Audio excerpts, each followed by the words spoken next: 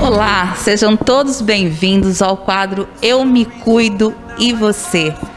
E o assunto hoje, gente, é muito importante, muito importante. Chamem seus filhos aí, suas filhas, seus netos, para acompanhar o programa de hoje com o Dr. Sérgio Nechar Júnior, endocrinologista. E hoje nós vamos falar sobre hormônios, sobre testosterona. O que anda acontecendo com o uso indevido desse hormônio, dessa testo. E o que acontece com você que não tem acompanhamento e está utilizando.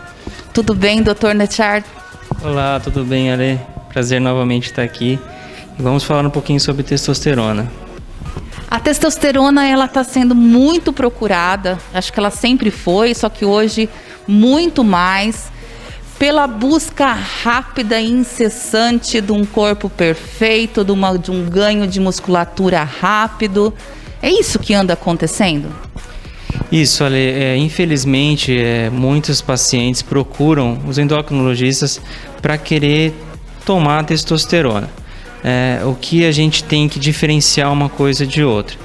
Há situações em que o hormônio está baixo em pacientes homens, que eles têm algumas doenças. Então, tem doenças com síndromes, tem síndrome de Klinefelter, de Kalman, que o paciente ele cursa com diminuição de testosterona. O testículo dele não produz quantidade suficiente de testosterona, tá? Então, eles não desenvolvem a questão da pilificação, do aumento de pênis. Então, essas situações são situações que a gente faz a reposição. Então, quando a gente dosa o hormônio deles, o normal é de 200 a 800, está abaixo de 50. Então, isso, ao longo prazo, também é prejudicial nesses pacientes. Então, a gente faz uma reposição para trazer eles dentro da faixa da normalidade, tá? Para eles desenvolverem os caracteres sexuais. Já o que, infelizmente, o que a gente está vendo é o contrário, né? São pacientes que têm a testosterona normal, que é dosado, então está sempre lá no limite até superior, 600, 700, e eles querem fazer o uso da testosterona com finalidades estéticas, para aumentar a massa muscular, para aumentar desejo, para aumentar, principalmente para finalidades de aumento de massa muscular. E isso a gente tem visto muitos problemas, principalmente pacientes jovens que não têm filhos, tá? Nós vamos explicar por que isso acontece, tá? Então, para a gente entender a fisiologia endócrina, começa com uma glândula do sistema nervoso chamada hipotálamo. O hipotálamo ele libera um hormônio chamado GNRH, hormônio liberador de gonadotrofinas. Essas gonadotrofinas são estimuladas pela hipófise. Então, a hipófise, que é uma outra glândula, sofre essa influência do hipotálamo pelo GNRH e produz o FSH, que é o hormônio folículo estimulante, e o LH, que é o hormônio luteinizante. Esses dois hormônios, eles vão atuar no testículo, tá? Então, o FSH vai ser responsável pela produção dos espermatozoides e o LH vai estimular as células de Leydig do testículo a produção da testosterona, do hormônio, tá? Então, assim acontece a fisiologia. O que acontece quando a pessoa acaba aplicando testosterona por conta, tá? Os níveis de testosterona acabam subindo muito. Então, se o normal seria 800, que a gente falou, vai para cima de 1.400, 2.000, tá? E isso acontece um mecanismo de feedback. Ele bloqueia a liberação central que nós falamos, do GNRH, e bloqueia o FSH e o LH. E isso a longo prazo, quando o paciente fica tomando a muito prazo, a testosterona dele até acaba diminuindo com o passar do tempo, tá? Por essa falta desse bloqueio que acontece, esse feedback que a gente fala.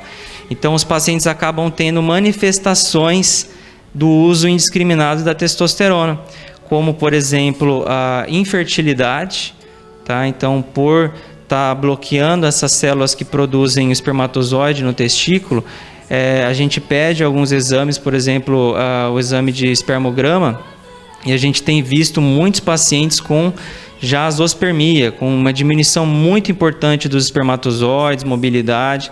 Isso são pacientes que estão na idade fértil, que podem ser pai, mas acabam tendo essa questão de dificuldade de ter filhos depois, tá? Além disso, todos os problemas com testosterona, então pode aumentar muito lípides, que eu até apresentei um caso aqui no Instagram, algumas pessoas viram que a testosterona da pessoa era 200, depois que ela tomou, foi para 400, então isso aumenta muito o risco de tromboembolia, aumenta muito a viscosidade sanguínea, então aumenta muito o risco de tromboembolia, trombose, e até aumenta o risco cardiovascular, tá? Então, e além disso, problemas ligados à parte emocional. Então, não sei, você já deve ter visto na mídia, e tem muitos atletas fora do país que a gente escuta, que acabaram falecendo. A gente não sabe o porquê, mas a gente sabe que fazem uso de hormônios e tudo, né? De um infarto, ou teve um AVC, tá? Então, assim, tem muitos perigos a testosterona, tá? As pessoas acabam tomando com essa questão só ligado à estética, a finalidade de ter um corpo mais bonito, tudo, mas aí traz um dano muito grande à saúde. Além do dano também muito grande à saúde, é assim uma coisa que aquela coisa da pessoa querer a coisa de imediato, né? Aquela coisa desesperadora. Mas também, mesmo com acompanhamento, caso ela tenha que fazer uma reposição, que daí já é pela prática de saúde, que a testosterona está muito baixa. Mas as pessoas têm que entender também que não adianta ela comer pizza a semana inteira, ter uma alimentação totalmente desregada, fazer um treino meia boca, ir lá na academia, passear, sair, voltar, não ter um sono adequado e achar que a testosterona é um milagre, né? Você falou tudo, praticamente. Então, realmente o que a gente vê na prática, os pacientes aplicando testosterona, mas não faz um acompanhamento nutricional, então fica ingerindo fast foods muitas vezes, né? Lanches, pizzas, doces. Além disso, não tem às vezes um acompanhamento adequado com o personal trainer, ou às vezes não sabe treinar direito. Então não vai adiantar ficar tomando esses hormônios, né? Então o ideal realmente primeira coisa, ter uma nutricionista para calcular o plano calórico, de carboidratos, proteínas e gorduras, ter um treinador ou mesmo numa academia que tem instrutores para poder passar um treino adequado, tá? E hoje tem suplementos que têm evidência científica no ganho de massa muscular, como o whey protein, a creatina. Então, assim, poderia utilizar os suplementos coadjuvantes, tá? E não ficar utilizando anabolizantes, que o paciente vai ter muitos riscos à saúde e na hora que ele parar de tomar, ele vai perder todo o resultado que ele teve também. Então, isso a gente tem que conscientizar a população que realmente o hormônio, a testosterona nos pacientes com finalidades estéticas tem muito risco, tá? E a gente tem visto série de casos importantes de suicídio, tá? Porque mexe também com a parte comportamental, né? Testosterona é hormônio masculino, então aumenta um pouco mais a agressividade, fica um pouco mais nervoso. Então tem casos de depressão, muitos casos de depressão descritos e suicídios, tá? Então, assim, não é algo que não faz nenhum tipo de mal à saúde, que as pessoas acabam tomando assim como se fosse algo água, né? Como se aplicasse água. Não é, tem muitos riscos, tá? E isso a gente tem que estar ciente. E como endocrinologista, a gente tem que orientar a população, diferenciar isso, né? Daquelas pessoas que têm uma doença realmente, ou que não produz a testosterona. Então, às vezes a gente vê pessoas mais velhas ou mais idosos que com o tempo vai diminuindo a produção da testosterona, tá? A níveis baixos, e isso pode ocasionar também uma perda de massa muscular, né? Até pode levar até uma osteoporose. Então, assim, nesses casos, em pacientes idosos que têm baixa testosterona, haveria indicação de repor. Então, são coisas totalmente diferentes. A terapia de reposição hormonal, ela é normal, ela é legal quando a testosterona está baixa e o paciente tem sintomas assim de falta de libido, de disfunção erétil. Então, aí teria a indicação de colocar a testosterona dentro do normal para o homem daquela idade. Mas, infelizmente, a gente tem visto o uso indiscriminado numa população jovem, que tem a testosterona normal até para o limite superior, e acaba fazendo todo esse bloqueio do eixo hormonal, e depois a gente vai ter que ficar tratando todas essas complicações. E uma pessoa, Dr. Nechar, seja ela do sexo masculino ou mesmo do sexo feminino, ela consegue ter alguma indicação que, falando isso da parte clínica mesmo, que ela está com uma testosterona baixa, que ela precisa de um acompanhamento, de um exame, de um acompanhamento médico, ou não existem sintomas que a pessoa possa perceber quanto a isso? Então, pode ter sintomas sim, principalmente de cansaço, fadiga, indisposição, perda de massa muscular. Então, por isso que é muito mais comum na população mais idosa ou acima dos 60 anos, né? Então, aí realmente a gente dosa a testosterona. Então, sempre a reposição ela é indicada com pacientes com sintomas, né? Que a gente falou de diminuição de libido, de perda de massa muscular. Muitas vezes o paciente começa a ter fraqueza até para levantar, tem dificuldade para se locomover, acaba perdendo muitas vezes a pilificação dos pelos do peito, das pernas, Então, isso são sintomas que a testosterona pode estar baixa, tá? Então, nesses casos, aí sim, fazer a dosagem da testosterona e, se confirmado abaixo de 200, iniciar um tratamento de reposição, tá? Então, só nesses casos mesmo que está baixo, associado a uns sintomas realmente de cansaço, indisposição.